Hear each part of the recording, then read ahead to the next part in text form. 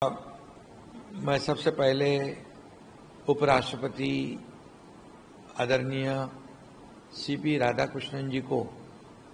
बहुत बहुत उनका अभिनंदन करता हूं, ढेर सारी बधाई देता हूं, शुभकामनाएं देता हूं। सीपी राधाकृष्णन जी महाराष्ट्र में राज्यपाल पद पर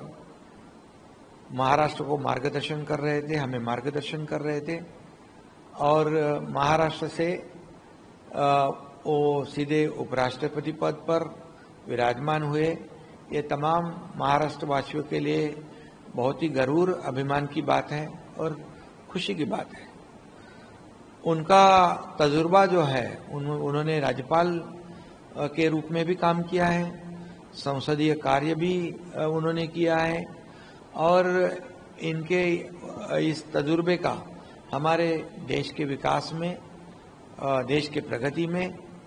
बहुत बड़ा योगदान रहेगा। इसलिए मैं उनको धन्यवाद देता हूं और इतने बड़े ओहदे पर काम करते समय भी बहुत ही मितभाषी है वो और बहुत ही सरल स्वभाव के है वो और डाउन टू अर्थ है और सभी लोगों को साथ में लेकर काम करने वाले एक नेता है। तमिलनाडु में वो बहुत ही लोकप्रिय नेता के रूप में जाने जाते हैं और इसीलिए मैं ये कहूँगा कि उनके उपराष्ट्रपति पद में एक देश को आगे बढ़ाने के लिए, जैसे मोदी जी, हमारे आदरणीय प्रधानमंत्री नरेंद्र मोदी जी देश को आगे बढ़ा रहे, देश को आर्थिक महासत्ता की ओर ले जा रहे, देश की अर्थव्यवस्था को सुधार रहे, देश को आत्मनिर्भर कर रहे हैं और देश का आत्मसम्मान बढ़ा रहे। इसमें आदरणीय उपराष्ट्रपति महोदय सीपी राधाकृष्णन जी अपना योगदान जरूर देंगे, ऐसा मुझे विश्वास है। सर, आज उपराष्ट्रपति सेरेमनी में राहुल गांधी जी नहीं आए, उन्होंने वो अटेंड नहीं किया, इसको कैसे देखते हैं, क्या कहें? ये राष्ट्रपति उपराष्ट्रपति महोदय की वो सेरेमनी जो है, शपथ ग्रहण समारोह है, ये एक संवैधानिक कार्यक्रम है। इसमें सभी लोगों ने शामिल होना ये हर एक की जिम्मेदारी है और राहुल गांधी विपक्ष के नेता के रूप में उन्होंने तो जरूर आना चाहिए था, लेकिन उनको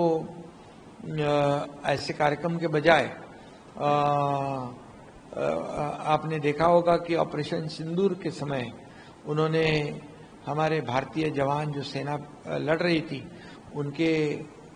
शौर्यता पे भी सवालिया खड़ा किया था। हमारे आदरणीय प्रधानमंत्री जी को भी बदनाम किया था, उनको भी कई आरोप लगाए थे और कई बार हमारे प्रधानमंत्री जी के ऊपर उन्होंने हमारे देश में तो कई आरोप लगाए, टीका टिप्पणी की, विदेश जाकर भी उन्होंने हमारे देश के बारे में, प्रधानमंत्री जी के बारे में भला बुरा कहना,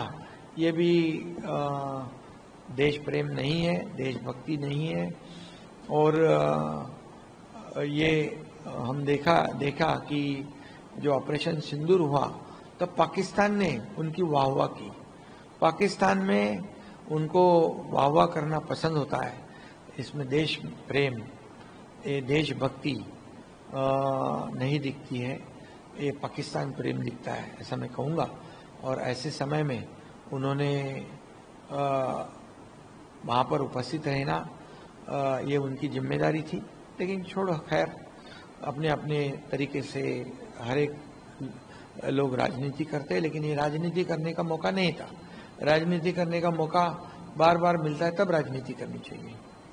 सर, हाल ही में बिहार कांग्रेस के एक अकाउंट ने एक्स पे एक वीडियो डाला जिसमें एक AI जनरेटेड वीडियो डाला जिसमें दो कैरेक्टर हैं, एक प्रधानमंत्री जैसे दिख रहे हैं और एक उनकी माताश्री जैसे दिख रहे हैं और उसमें उनके बारे में ये कहा गया कि माता उनके सपने में आई और कहा कि मेरे नाम पर वोट चोरी कर रहे हो। तो कैसे देखते हैं ऐसे पोस्ट को? भाजपा का कहना है कि एक महिला का अपमान है, क्या कहते हैं? सही माने में अभी कांग्रेस के पास कोई मुद्दे नहीं बचे और उनको पूरी तरह पता है कि जो काम आदरणीय नरेंद्र मोदी जी देश के लिए कर रहे हैं और बिहार में जो विकास हुआ है उससे उनको साफ नजर आ रहा है, अपनी हार दिख रही है और जिनके पास मुद्दे नहीं होते हैं वो एआई का इस्तेमाल करते हैं। ये बहुत ही दुर्भाग्यपूर्ण बात है कि एआई के माध्यम से नरेंद्र मोदी जी तो राजनीति में है, प्रधानमंत्री है हमारे वो, लेकिन उनको तो बार बार उनके ऊपर आरोप टीका टिप्पणी तो करते हैं, लेकिन उनके माताजी माँ जी का जो कोई भी राजनीति से संबंध नहीं है, वो एक सरल और सीधी गृहिणी है और उनका आशीर्वाद आदरणीय प्रधानमंत्री नरेंद्र मोदी जी के ऊपर है। इससे पहले भी वो कांग्रेस ने उनके माँ को राजनीति में घसीटने का काम किया था, अपनी राजनीति करने के लिए, राजनीति करके रोटी अपनी सेकने के लिए जो गलत काम किया था वो भी देखा है। और अभी ये जो एआई के माध्यम से जो बनाया है, जिनके पास काम होता है, जिनके पास विकास के मुद्दे होते हैं, जिनके पास देश प्रेम होता है, जिनके पास राष्ट्रभक्ति होती है, उनको ऐसे काम करने की नौबत नहीं आती। लेकिन जो उन्होंने किया है वो निंदाजनक है, उसकी मैं कड़ी निंदा करता हूं। और ये सिर्फ हमारे आदरणीय नरेंद्र मोदी जी की मां का अपमान नहीं, ये पूरे भारत वासियों के माँओं का अपमान है और ये इसका जवाब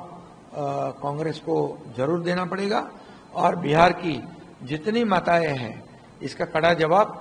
आने वाले चुनाव में जरूर देंगे। आखिरी सवाल, बेंगलुरु ऐसे कुछ रिपोर्ट्स के मुताबिक बेंगलुरु का जो शिवाजी नगर मेट्रो है उसका नाम बदलने की बात की जा रही है, कहा जा रहा है उसका नाम बदल के सेंट मैरी रखा जाएगा। सही में छत्रपति शिवाजी महाराज जी का नाम अगर बदलने की कोशिश या चर्चा होती होगी तो ये बहुत ही दुर्भाग्यपूर्ण है। छत्रपति शिवाजी महाराज सिर्फ महाराष्ट्र के नहीं, वो पूरे हिंदुस्तान के एक आदर्श महापुरुष, वीर, शूर छत्रपति शिवाजी महाराज जी की जो उनकी विरासत जो है वो सबको पता है और इसलिए उनका नाम बदलना ये दुर्भाग्यपूर्ण है और ऐसा नहीं करना चाहिए, ऐसी हमारी अपेक्षा है।